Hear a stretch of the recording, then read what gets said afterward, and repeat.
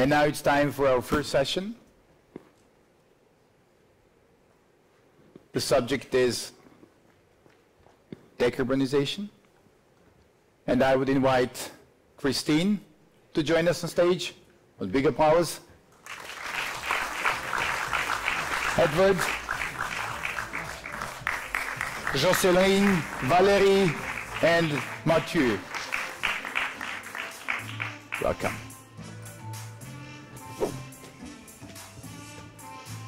Welcome. That's great. Welcome. Welcome. Welcome.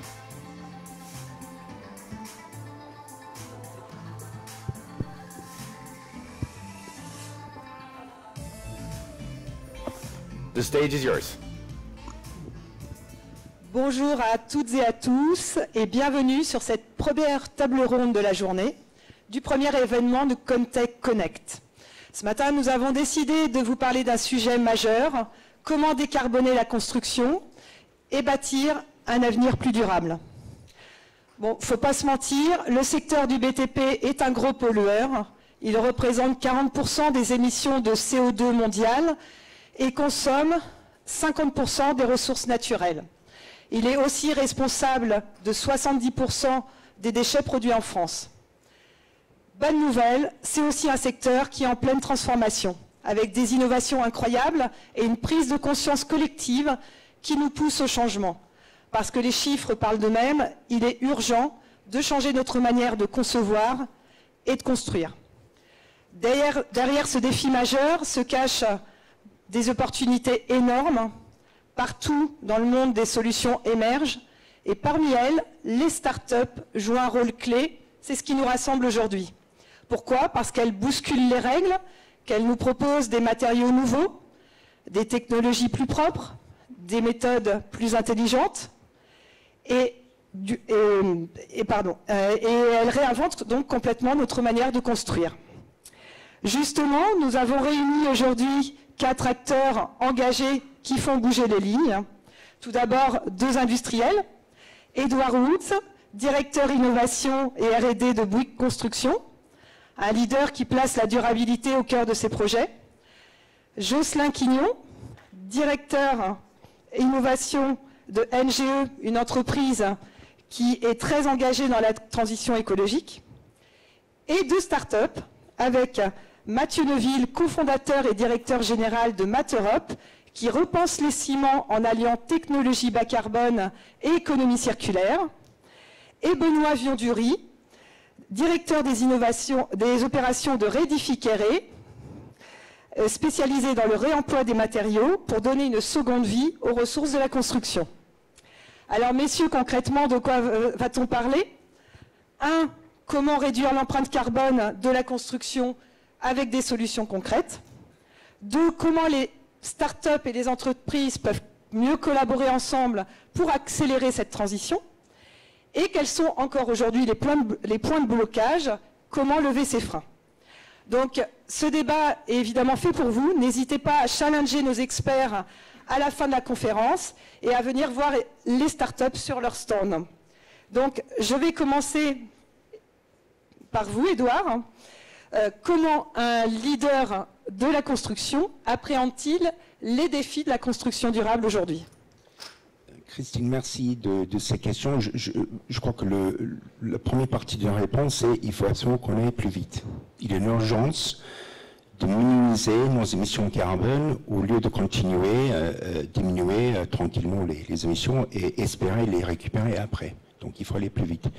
Donc Bouygues Construction a pris les décisions dans le cadre de leur plan stratégique de fusionner la recherche, le développement et l'innovation justement pour aller plus vite. Voilà, de dire qu'on a des équipes de R&D d'innovation qui font un travail remarquable, mais ils sont légèrement déconnectés du terrain, donc on a besoin de raccrocher l'élément, l'innovation, de la concrétisation de nouvelles choses à cette même entité.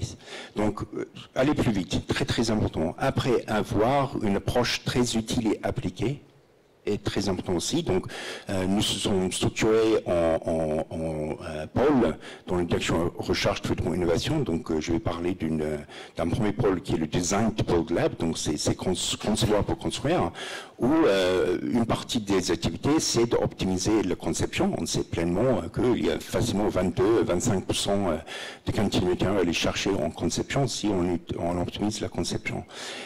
Également, ce pôle regarde bien tout ce qu'on appelle l'industrialisation. Donc, modestement, on appelle l'industrialisation, la définition, c'est la standardisation autour de composants et sous-systèmes optimisés pour pouvoir préfabriquer et massifier après. Donc, on regarde ça de très près. On a également un pôle matériaux qui est constitué d'un laboratoire qui est agréé COFRAC et qui nous permet d'étudier des nouveaux matériaux. Donc, en partenariat avec des startups, des industriels, et analyser le comportement du matériau en laboratoire avant de déboucher sur les expérimentations à grande échelle sur notre tiers-lieu d'innovation qui s'appelle Scale One, qui était chez les Mazarin, sur nos bases matérielles historiques Bouygues Construction, proche à Orly. Et donc, Scale One était lauréat d'un appel de projet PPI France intitulé Grand lieu d'innovation Fil de France 2030.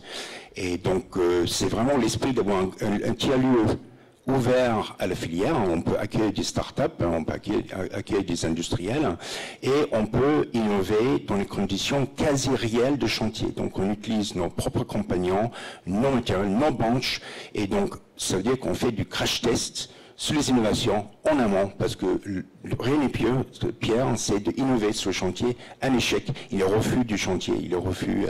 Donc on a une approche pour aller plus vite et de manière plus concrète. Et vous, Jocelyn, comment vous faites chez NVGE? Parfait, merci Christine. Donc chez NGE, en fait, moi je suis le directeur innovation et notre rôle est de projeter justement en 2030 sur ces objectifs-là. NGE, pour que ce soit concret, 2030, ça arrive très vite. Et donc on a lancé une entreprise à mission qui est NGE Transition, qui a pour objectif d'avoir une cible et des objectifs sur nos chantiers, de pouvoir savoir ce que ça représente, ces objectifs, parce qu'on parle toujours de faire moins 40% d'émissions. Aujourd'hui, on se fixe avec NGE Transition d'accompagner nos clients sur des chantiers où on a un objectif de 275 kg de CO2 par millier de chiffre d'affaires. Donc ça donne un objectif concret avec un objectif bas carbone et d'objectifs d'émissions de bas carbone. Ce qui permet de voir des pratiques nouvelles, des engins de chantier, des méthodes de travail, et c'est là où on crée un écosystème avec les startups, parce que c'est toutes ces solutions et tout l'écosystème qui doit y parvenir, en incluant le client également, pour qu'il puisse prendre conscience de cette ambition-là et de la force qu'il faut y mettre, parce que c'est de la conduite du changement aussi, c'est des nouvelles méthodes de travail, donc pour pouvoir aller plus vite justement, pour avoir plus d'impact. Donc c'est vraiment cet objectif-là. Alors Mathieu, vous avez mis au point des ciments bas carbone à base d'argile non calcinée issue de déchets. Déjà, pourquoi vous avez développé cette solution? Est-ce que les grands groupes s'y sont intéressés? Bonjour à toutes et à tous. On a conçu et on produit aujourd'hui un ciment bas carbone à partir d'argile qui n'est pas calciné. Et c'est là où est notre innovation, c'est qu'on n'a pas besoin de la calciner et on obtient des performances mécaniques et environnementales qui sont assez intéressantes. Donc on réduit de 50% le CO2 à isoperformance et l'énergie embarquée. Pourquoi on s'est intéressé au ciment? C'est que le ciment c'est le problème. Vous avez parlé des émissions de CO2 et des déchets. Le ciment c'est le problème mais aussi la solution. On l'a vu comme ça et on a apporté une solution aux grands groupes. Moi-même, je suis passé par ces grands groupes, Lafarge, Total, et la chance d'être une entreprise agile, c'est qu'on est rapide. Édouard a parlé d'accélération, de rapidité. On amène cette innovation rapidement au marché avec des moyens industriels qui sont facilement déployables parce qu'il y a peu d'OPEX, peu de CAPEX. Et on est compétitif en prix. Donc on amène cette solution au marché et on répond aujourd'hui à 80% du marché avec ce ciment. Alors vous, Benoît, vous êtes plutôt spécialisé dans le réemploi des matériaux de démolition. Est-ce que vous avez séduit également les entreprises et les grands groupes? Oui, bonjour. Oui, effectivement, Radificaré, nous, on travaille depuis le début, donc on fait partie des pionniers du réemploi du BTP en France. Et depuis le début, on travaille avec les grands groupes, y compris ceux présents autour de la table, que ce soit les collectivités, en tant que grand groupe maître d'ouvrage, mais aussi tous les promoteurs et entreprises du BTP. On travaille avec l'ensemble de la chaîne de valeur du BTP et on a une offre qui lui permet de proposer à chacun quelque chose toujours lié au réemploi des matériaux. La Radificaré, le principe c'est qu'on a des milliers de mètres carrés qui sont démolis, déconstruits en France tous les ans, parfois en très bon état. Et nous, notre objectif c'est de transformer ces déchets qui sont en général enfouis, dans le meilleur des cas réutilisés sur des routes, de transformer ce déchet en une ressource qui va permettre de construire des bâtiments ou de rénover des bâtiments. Et nos spécificités, c'est qu'on regarde vraiment la matière, même celle où les grands groupes ne se sont jamais posé la question de ce qu'on pouvait en faire. Et donc on travaille avec eux, et ils viennent souvent nous chercher, même dans le cadre d'appels d'offres, pour répondre à des grandes collectivités, pour notre compétence réemploi. Alors justement, je vous pose la question à tous les deux. Quelles sont les synergies possibles avec les grands groupes et les entreprises comme NGE et Bouygues? Est-ce que vous avez des exemples de réalisation, de collaboration à nous donner, l'un ou l'autre, ou les deux? Alors oui, il y en a beaucoup. Il y en a beaucoup. Déjà avec la société Bouygues, on travaille... donc je disais qu'on répond à 80% du marché, mais on va commencer par l'aménagement extérieur. On a réalisé bon nombre de projets dans tout le sud-ouest, à Paris, certains qui arrivent à Toulouse sur l'aménagement extérieur.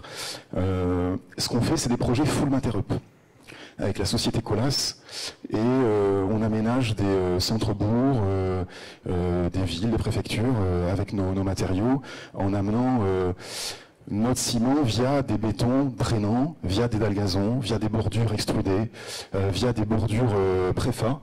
Aujourd'hui, il y a peu de bordures préfa sur le marché, et ça permet en avançant sur du full mater-up et des projets qui sont conséquents, donc ça on parle de plusieurs milliers de mètres cubes de béton, de communiquer sur des métriques CO2 et de recyclage de déchets qui sont parlants. Et ça parle à des entreprises comme la vôtre, sur le scope 3 et la CSRD, peut-être qu'on y reviendra. Ça parle aussi aux administrés et aux élus. Donc l'aménagement, la construction également. Avec Bouygues Immobilier, il y a aussi beaucoup de projets dans le pipe et déjà qui ont été réalisés.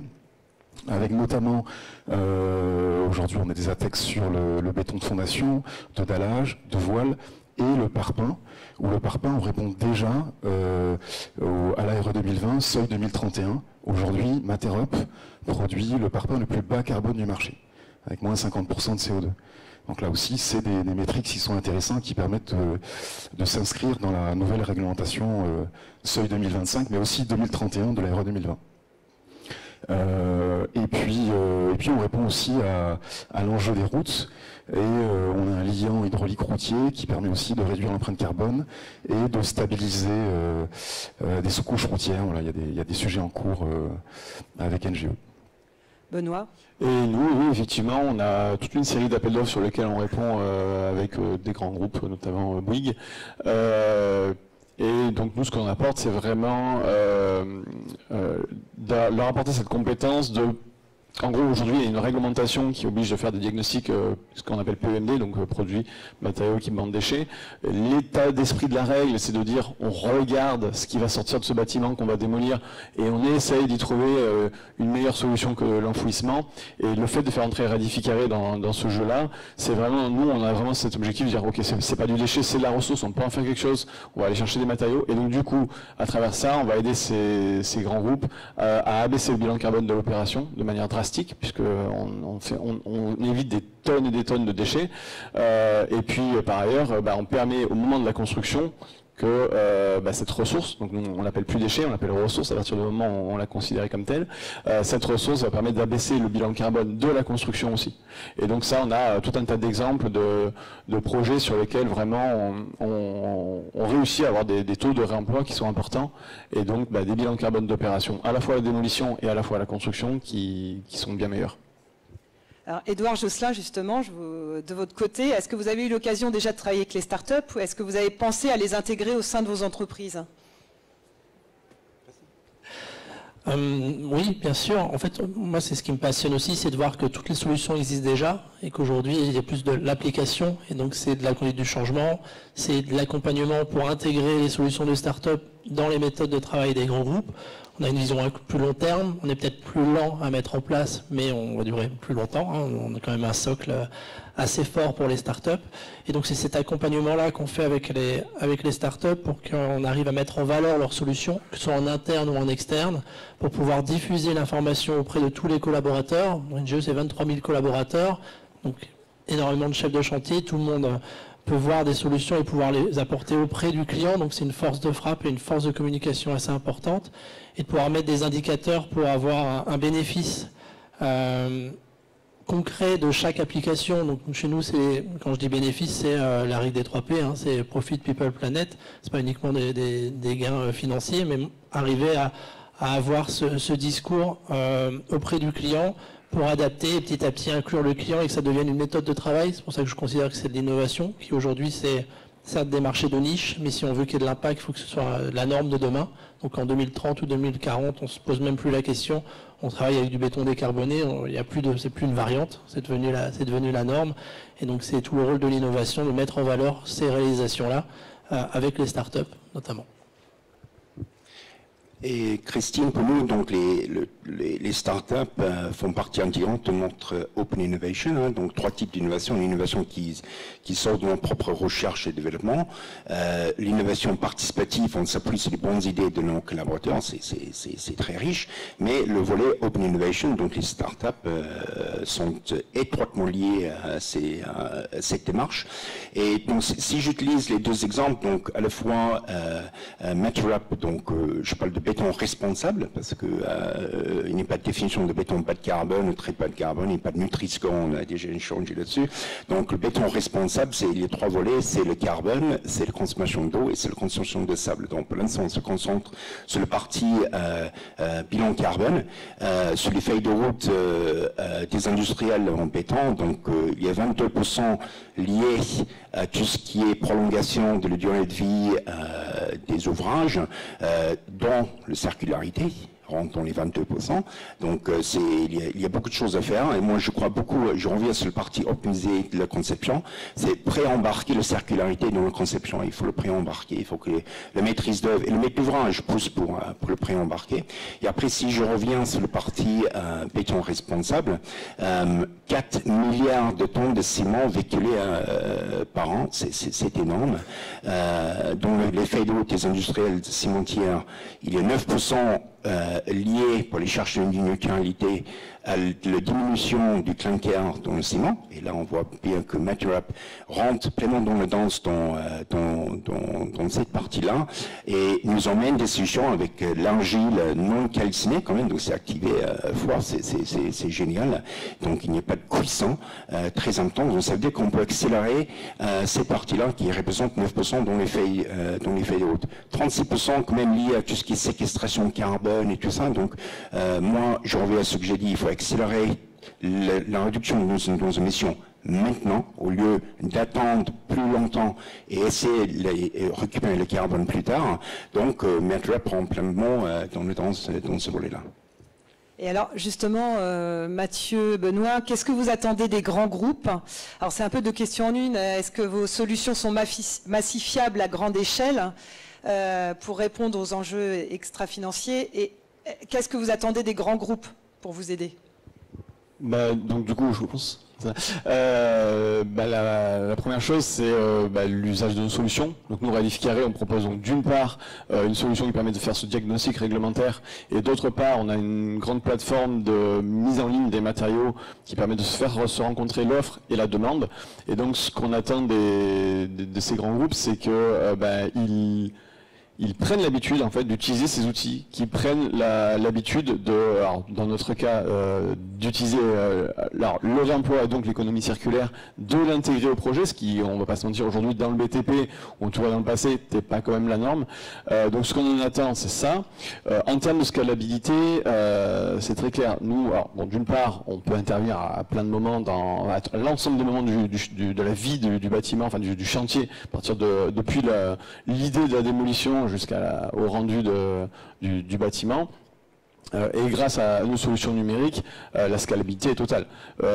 Notamment, on peut fournir à ces grands groupes ou à n'importe quel maître d'ouvrage notre outil en marque blanche pour leur permettre, et je réponds du coup en ça au compte rendu extra-financier des entreprises, on va leur permettre de faire un bilan. Alors, du pourcentage de réemploi, des tonnes de déchets évités, mais aussi donc, du bilan carbone des opérations, à l'échelle du projet, mais aussi à l'échelle potentiellement d'un territoire ou d'une entreprise.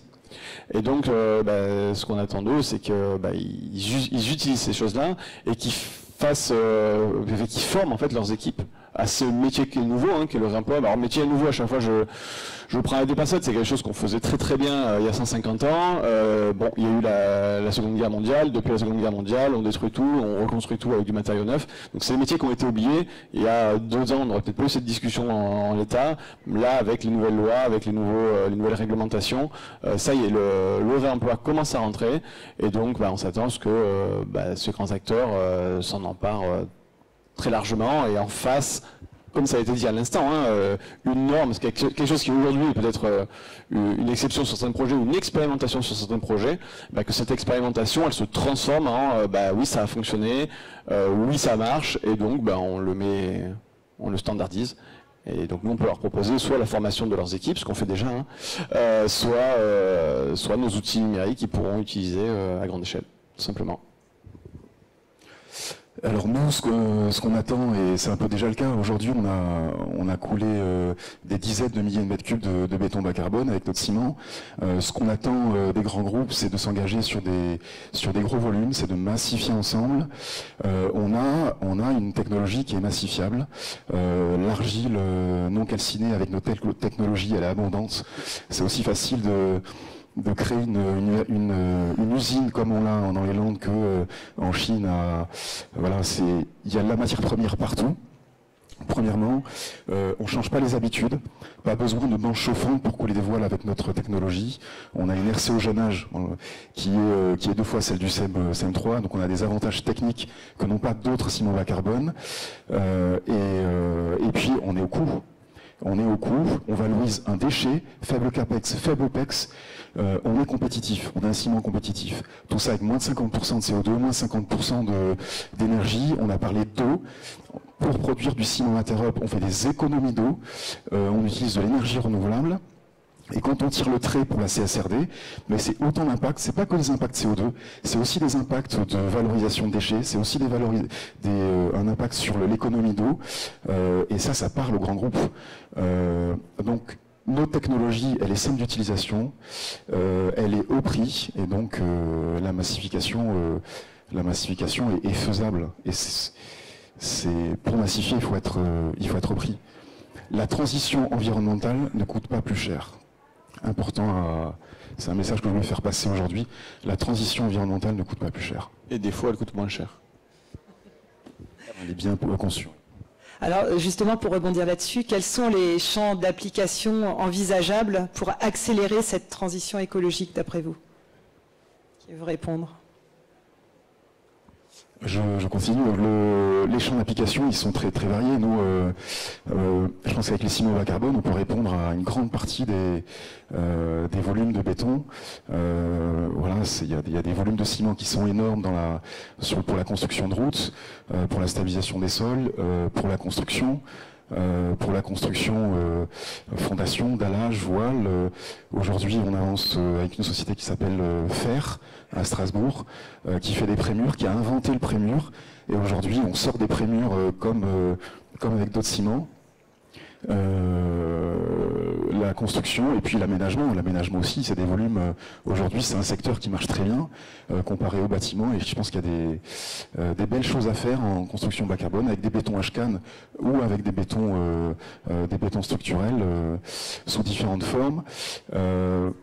Avec deux axes, la préfa et le BPE. Je pense que la préfa peut être intéressante. On a vu récemment, là, vendredi, que Lafarge a racheté Alkern. C'est pas un hasard. Le bas carbone passe aussi par la préfa. Moi, je dirais qu'il y a tout le côté industriel qui a commencé à être abordé à l'instant. En fait, nous, on fournit des matériaux potentiellement pour une industrie très large. Et donc, je sais que ces grands groupes ont parfois des branches industrielles de production de matériaux.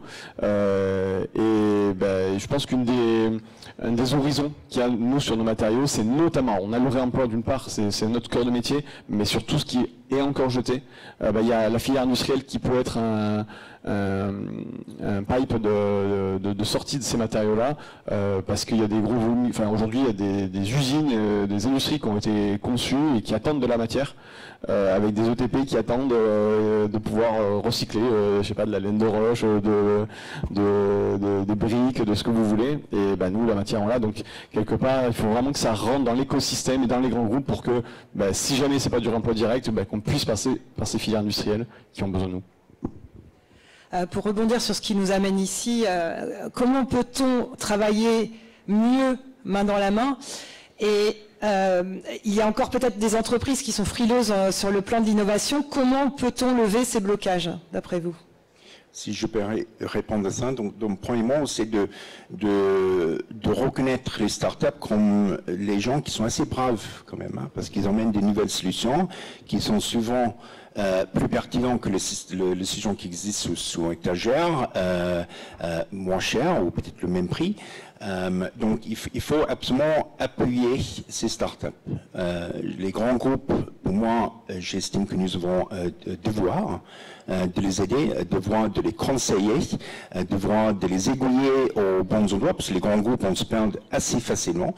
Donc ce qu'on avait fait chez Bouygues Construction, on a créé parmi les pôles que j'ai cités dans la direction recherche, développement, innovation, on a créé un pôle Partnering Hub, donc c'est le pôle partenariat, mais on a fait exprès d'utiliser le mot partnering, parce qu'un partnering, c'est une relation collaborative, parce qu'on peut avoir un partenariat qui est conflictuel.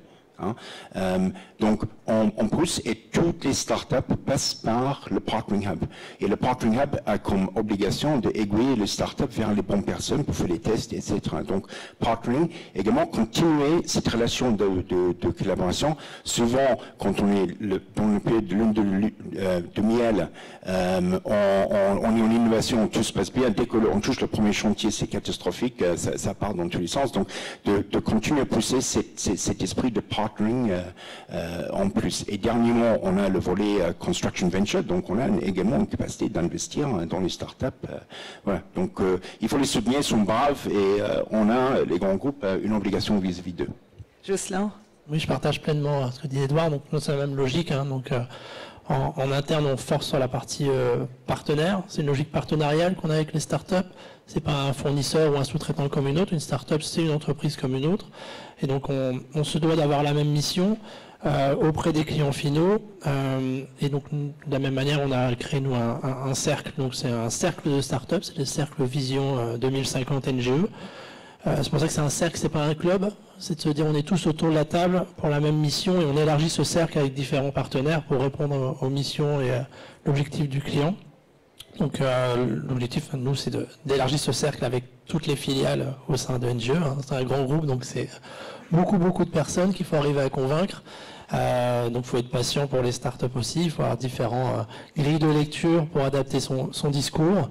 Et de la même manière, on a un fonds d'investissement, donc le fonds Angel, le fonds NGE, qui est plus petit que celui de Bouygues, mais qui accompagne ces startups-là pour se dire que toutes les réalisations qu'on fait avec les startups, tous les gains sont réinjectés dans le fonds d'investissement qui permet justement d'avoir ce cercle vertueux. Des réalisations qu'on fait avec les startups génèrent des revenus et ces revenus sont réinjectés directement dans les startups. Donc ça fait un cercle direct. Et l'objectif de l'innovation, c'est que l'innovation apporte de l'activité à nos équipes opérationnelles, donc faire une passerelle entre l'innovation et l'opérationnel, justement pour éviter que l'innovation porte une innovation et dès qu'on arrive dans la partie opérationnelle, bah, ça s'arrête parce que les opérationnels n'ont peut-être pas le même objectif ou la même patience, pouvoir tester, enlever, refaire, défaire, donc pour tester des solutions qu'on va passer à une logique industrielle par la suite. Il y a beaucoup de choses à faire et ça s'améliore. Il y a un vrai écosystème de l'innovation, comme on le voit avec la Contech, qui porte tous ces sujets-là et qui permet et qui facilite la discussion entre les grands groupes et les startups. Alors, pour conclure, si on se projette à l'horizon 2030, voire 2050, comment vous voyez le secteur de la construction, que ce soit en termes d'éco-conception, de réduction d'empreinte carbone ou de structuration des filières de recyclage et de réemploi ? Pour nous, c'est assez clair. Aujourd'hui, le réemploi, c'est encore quelque chose qui est un petit peu à la marge. Les obligations réglementaires sont assez récentes. Du coup, c'est très simple. 2030, il faut que les acteurs aient bien compris les choses, donc que ce soit formés, soit en connaissance des possibilités qu'il y a autour de ces sujets-là, et commencer à l'avoir de manière générique dans leur projet. Et 2050, il faut vraiment que le monde de la construction ait changé. Et que quand on construit en 2050, on est déjà construit en pensant qu'on va déconstruire, et que donc on va réemployer. Et donc, peut-être que 2030, c'est un poil tôt pour avoir changé complètement les choses, mais 2050, il faut que les grands groupes construisent dans l'optique de déconstruire et non pas de démolir. Voilà. Mathieu ? C'est une très bonne question et le temps presse. 2030, c'est demain. Pour apporter des solutions, il faut les industrialiser. L'an dernier, on a fait une levée de fonds pour... on a déjà une usine dans les Landes et il y en a 10 autres qui arrivent en France et en Europe. Il faut partir avec les bons partenaires, il faut aller vite et puis avoir en tête que à plus qu'à degré, le monde il est plus assurable, donc on en a tous conscience et c'est avancer main dans la main pour faire bouger les lignes de la construction. Je pense qu'on le fait, on peut le faire, on peut aller plus vite et avancer avec les bons acteurs. Pour nous, voilà, certains cimentiers parlent d'un ciment à 2030 à 300 €, 500 € la tonne, certains disent ça, des commerciaux. Pour le ciment conventionnel, c'est pas possible. Il faut apporter une viabilité au secteur de la construction. Pour nous, 2030-2050, ça sera un ciment qui sera circulaire, bas carbone et local. Jocelyn ? Bon, ça va faire court, donc sur le 2050, le but c'est vraiment de toujours être fier de construire les infrastructures. Donc c'est ce qu'on fait depuis une cinquantaine d'années. Les grands groupes sont là depuis 50 ans. Dans 50 ans, on sera toujours là et d'être toujours fier de nos réalisations, parce que c'est quelque chose qui est visible, compréhensible de tous. On est fier de voir nos constructions et justement être en 2050, de pouvoir être fier de le faire avec tous les objectifs qui répondent aux enjeux de la société. Alors le mot de la fin pour Édouard ? Il ne faut surtout pas attendre 2050. Hein. Ça, ce serait trop tard, donc on cherche des solutions systémiques qui nous permettent de diminuer nos émissions maintenant, c'est ça que j'ai dit en introduction. On a 230 milliards de mètres carrés à construire d'ici 45 ans pour satisfaire aux besoins de la population à venir. Donc, tout ce qu'on dit, le béton responsable, la circularité, tout ça, ça rentre pleinement dans tout ça. Donc, faisons ça maintenant. Et acceptez également, ou acceptons qu'il n'y aura pas de green premium. Voilà, pas de prime parce que quelque chose est bien pour l'environnement. Il faut qu'on arrête avec ça. On sait trouver le coût égal ou voire le coût inférieur. Merci beaucoup à tous les quatre. N'hésitez pas à venir nous trouver sur les stands, les startups. Thank you.